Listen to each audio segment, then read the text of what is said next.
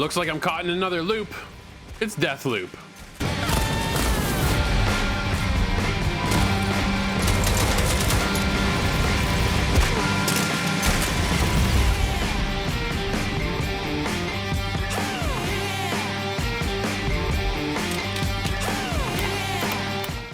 That's right, Arkane is back and we're checking out Deathloop. Man, oh man, I couldn't believe it. We got our hands on this. This is incredible to see what Arkane is up to next.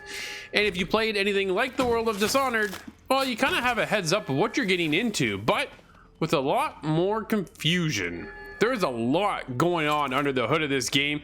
There are so many systems and mechanics and things that were just happening and unfolding as I was continuing on with the story, the campaign. Several hours into this game and I was still seeing tutorial windows pop up. It was just non-stop. The basic premise of what's going on is you're caught as Colt in a death loop. This is a continuous loop where you keep dying and you're trying to break the cycle. How do you do that? The visionaries. You have to eliminate the visionaries in order to break that cycle.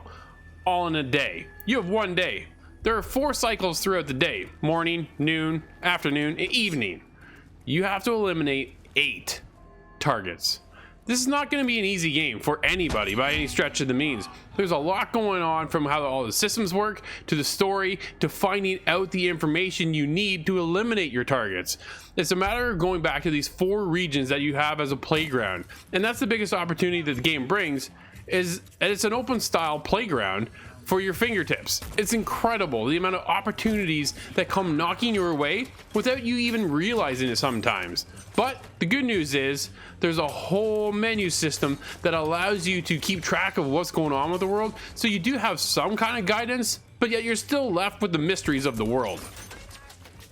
Deathloop is the ultimate playground. You could go into a courtyard one morning and it could be completely empty. You visit that courtyard in the afternoon and there's a party going on. But if you were there earlier in the morning and maybe you tampered with the events that would lead into that party in the afternoon, that afternoon party might not actually happen. This is the opportunity that Deathloop brings for you to alter the outcome of the world, whether that's the time of day you go visit or your targets come at night or during the day. It depends on how you play the game and how you go back and forth between all these loops and situations and scenarios that just unfold, and that kind of leads into the whole complexity of what's going on, because there's a lot to kind of follow and understand, to the point where I think some people are going to like this game and others are going to be put off by how complex and confusing this game can really get at times. The confusion part really is the entire game. Yeah, I know that doesn't sound like a good thing, but it depends on how invested you want to get into the game.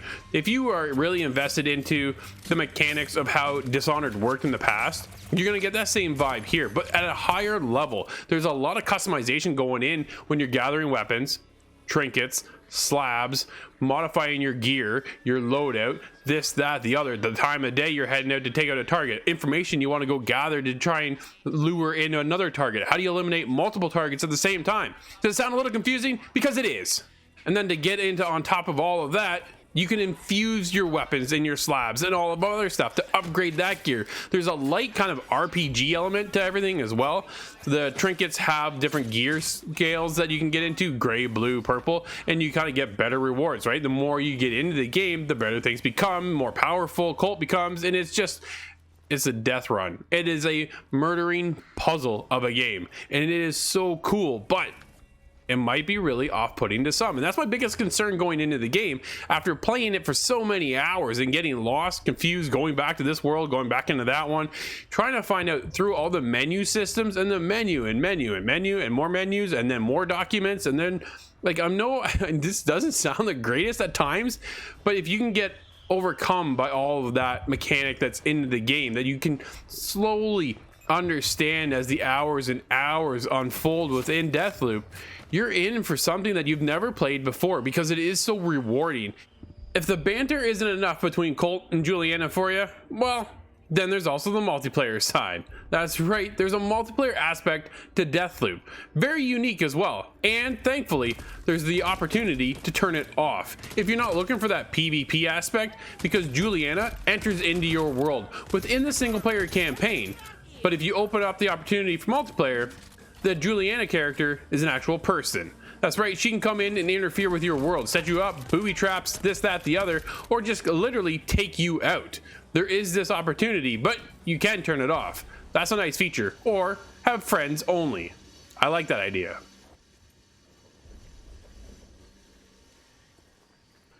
All said and done, Deathloop is an incredible experience. It can be very complex and confusing, but once you figure out all the systems, you're into something that you've never played before. Arkane has created the ultimate playground with Deathloop. It's something everybody should check out, or at least give a chance, and it puts me there with an 8.5.